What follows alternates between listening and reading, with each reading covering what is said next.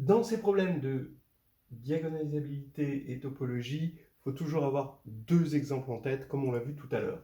Ces deux exemples, c'est les suivants. Vous prenez ici une matrice, ça se passe même en deux, en 2-2, ça permet de comprendre les choses. Le tout, c'est de ne pas être en dimension. En dimension 1, on ne comprend rien à la diagonalisabilité parce que tout est diagonalisable. Mais regardez, ici, en dimension 2, là, vous mettez quelque chose de non nul, a priori, et là, vous avez une approche d'une matrice non diagonalisable par une suite de matrices qui sont forcément diagonalisables parce que les valeurs propres sont distinctes. Il y en a qui préfèrent mettre 1 et 1 plus 1 sur m. Bon, pourquoi 1 plutôt que 0? Ça, c'est l'éternelle question. Donc, on voit la densité de D. À travers ça, évidemment, après c'est plus technique, mais ce genre de technicité pour passer de là à la situation générale n'est pas pertinente à l'oral au moment des questions. Ici, vous avez cet autre exemple. Donc, vous avez 0, 0, 0, ici 1 sur m. Donc, on est où? On est quelque part, on est dans le complémentaire des diagonalisables. Et ça tend vers quelque chose de diagonalisable. D'accord? Et en fait, qu'est-ce que ça veut dire, ça? Autant ça se généralise facilement en D, l'ensemble des matrices diagonalisables, est dense dans Mn de C. Et là, les diagonalisables à valeur propre distincte, dont on avait vu tout à l'heure que c'était un ouvert,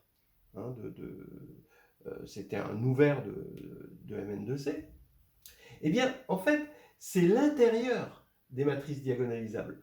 Pourquoi c'est l'intérieur des matrices diagonalisables? Parce que à partir du moment où les valeurs propres ne sont pas distinctes, alors on peut être atteint par des non diagonalisables, par le complémentaire. On montre que non seulement c'est un ouvert, mais que c'est un ouvert maximal, quelque sorte, de D. Cet ensemble-là, dont on a vu qu'il pouvait être obtenu comme image réciproque de la fonction discriminante. Ici, donc ça c'est un truc important. Mais le tout, c'est d'avoir ces deux exemples en tête. Donc voilà ce qu'il faut avoir en tête. Un deuxième truc qu'il faut avoir en tête, c'est un joli schéma. Comment atteindre Mn de C? D'accord? Eh bien, on l'atteint par les... On vous donne un problème sur Mn de C. D'accord? Et même, je dirais, un problème sur Mn de K. Ok? Lié à la réduction, quand même. Alors, premièrement, emmenez le jury vers C pour voir comment ça se passe si vous pouvez utiliser la topologie et avoir des résultats. Et une fois que vous êtes dans C, regardez juste si le problème, qu'est-ce que donne le problème sur les matrices diagonales. Et si c'est un bon problème, c'est-à-dire un bon problème de réduction, c'est un problème qui est stable par conjugaison, alors le fait qu'il soit vrai pour les matrices diagonales va impliquer qu'il sera vrai pour les matrices diagonalisables. Et ensuite, si c'est un problème qui est topologiquement viable, il va être stable par continuité et par densité, le problème sera résolu sur Mn de C. Vous voyez ce schéma diagonal, diagonalisable, Mn de C. Alors ça, ce schéma est omniprésent. C'est ce qui fait qu'on a envie de travailler sur C, même quitte à utiliser cette petite astuce topologique pour passer de C à K qui passe par les polynômes. Voilà. Alors, donc les exemples sont à foison de ça. D'abord la preuve topologique de Cayley-Hamilton. Alors tout ça vous pouvez le trouver dans H2G2. La preuve topologique de Cayley-Hamilton, c'est facile. C'est à partir du moment où vous prouvez Cayley-Hamilton sur les matrices diagonales, c'est pas compliqué. Vous montrez que c'est stable par conjugaison, Cayley-Hamilton, oui, parce que le polynôme caractéristique de P, A, P-1, c'est le polynôme caractéristique de A, et si un polynôme s'annule en A, alors le polynôme va s'annuler en PA, P-1, d'accord, par stabilité, par conjugaison. Donc voilà, et en plus, l'application qui a A donne qui A de A et continue. Donc vous avez ça aussi, donc vous le prouvez pour les diagonales et vous l'avez pour Mn de C. Donc c'est un gros classique. Regardez ce petit exercice que qu'un jury peut vous poser, soit X une partie fermée, stable par conjugaison, et qui contient les matrices diagonales, montrer que X c'est Mn de C. Bah oui, c'est exactement ça. Hein. En fait, ça c'est vraiment l'exercice emblématique de ce schéma-là. Si X est une partie qui est fermée et stable par conjugaison, et qui contient les matrices diagonales, puisqu'elle contient les matrices diagonales et qu'elle est stable par conjugaison, elle va contenir toutes les matrices diagonalisables. Comme elle est fermée, elle contient l'adhérence des matrices diagonalisables, donc elle contient Mn de C, donc c'est Mn de C. Voilà. Plus compliqué, hein, donc on trouve dans Nouvelle Histoire hédoniste de groupe et de géométrie. Bon, on peut appeler ça le petit théorème de Harish-Chandra. Bon, Harish-Chandra l'a fait dans un contexte beaucoup plus général, mais là, on peut quand même lui donner ce nom. Si f est une fonction polynomiale sur Mn de C, invariante par conjugaison, donc le jury peut dire, est-ce que vous connaissez des fonctions polynomiales sur Mn de C, invariantes par conjugaison? Bah oui, la trace, le déterminant, oui. Est-ce que vous pouvez m'en donner d'autres? Ah bah tous les coefficients du polynôme caractéristique de A, oui. Est-ce que vous pouvez m'en donner d'autres? Ah bah on peut faire des polynômes avec tous ces coefficients du polynôme caractéristique. Donc par exemple, la A donne trace de A au carré, ou A donne trace de A fois déterminant de A, ou le champ des possibles. Oui, très bien. Donc maintenant, est-ce qu'on peut montrer qu'on les a toutes? C'est difficile, mais quand même, c'est la démarche. Hein.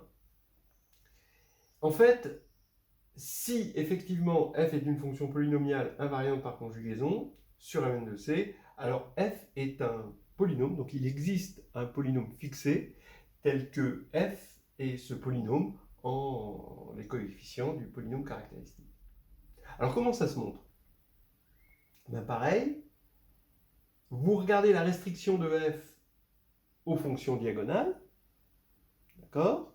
Comme sur les fonctions diagonales, c'est stable par conjugaison, bah, la conjugaison sur les fonctions diagonales, finalement, si ça doit, vous regardez la conjugaison qui respecte les matrices diagonales, bah, c'est juste les fonctions symétriques, puisque les valeurs propres, elles se voient sur la diagonale et elles sont uniques à permutation près. Donc c'est juste le groupe symétrique qui agit dessus. Donc ça veut dire que f est une fonction, bah, du coup, invariante par permutation sur les diagonales. D'accord? Donc c'est ce qu'on appelle une fonction symétrique. Donc c'est effectivement polynomial. On sait que les fonctions polynomiales symétriques, hein, les polynômes symétriques sont engendrés par les polynômes symétriques élémentaires et qui sont les coefficients du polynôme caractéristique. Donc ça va être vrai sur les diagonales, et après on passe par stabilité par conjugaison aux diagonalisables, et comme les polynômes c'est continu, on passe à Mn de C. Voilà. Bon, c'est dans l'âge de G2, je reconnais que c'est un peu rapide ici, mais c'est toujours ces étapes-là. Une dernière question, si on vous demande, est-ce que vous pouvez me donner une formule pour la trace de la comatrice de A? Ça c'est sympa aussi, hein, la trace de la comatrice de A. Bon, alors, bah oui, bah ça suit toujours le même schéma, la trace de la comatrice de A. Placez-vous dans C, d'accord, où vous avez de la topologie. Regardez ce qui se passe pour les diagonales. Bah pour les diagonales, vous prenez une matrice diagonale, d'accord. Qu'est-ce que c'est que la comatrice de D? Bah, prenons une diagonale, une matrice diagonale inversible. Donc la comatrice de D, bah, la transposée de la comatrice de D, c'est det de D fois D-1. Donc ça va être, bon, comme le déterminant, c'est le produit des lambda I, et qu'on divise par, divise par les lambda I ici. Donc on a le produit des lambda I pour I différent de 1, le produit des lambda I pour I différent de n. Donc ça c'est la transposée de la comatrice, mais comme elle est diagonale, c'est aussi la comatrice. Donc voilà. Et maintenant, il faut prendre la trace de ça.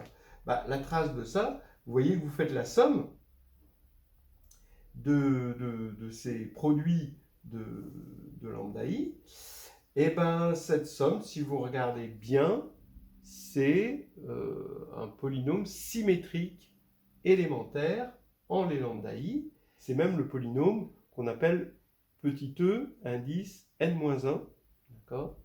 Voilà. Et donc, c'est moins 1 puissance n-1 fois le coefficient en x de qui a. Voilà. Donc, ça va être vrai pour les matrices diagonales. C'est pas difficile de montrer que la comatrice de la conjuguée, c'est la conjuguée de la comatrice, ne serait-ce que par densité. C'est vraiment très facile, par densité.